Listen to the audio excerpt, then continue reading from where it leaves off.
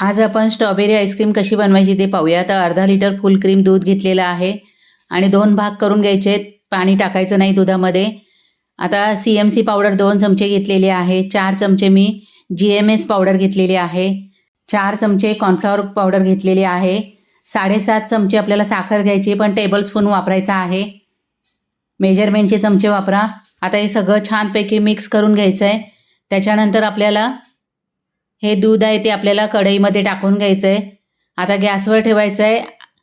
एक उकळी येईपर्यंत सतत ढवळत राहायचं आहे. त्याच्यानंतर गॅस बंद करायचा आहे आणि जसं आपण उकळवून घेतलं त्याच पद्धतीने लगेच थंड करून घ्यायचं आहे पंखा लावून. त्याच्यानंतर एका स्टीलच्या भांड्यात काढून घ्यायचं आहे. फ्रीझरमध्ये सेट करून घ्यायचा आहे. याचा पूर्ण व्हिडिओ मी टाकलेला आहे. व्हिडिओ पाहून घ्या, म्हणजे आईस्क्रीम अजिबात बिघडणार नाही.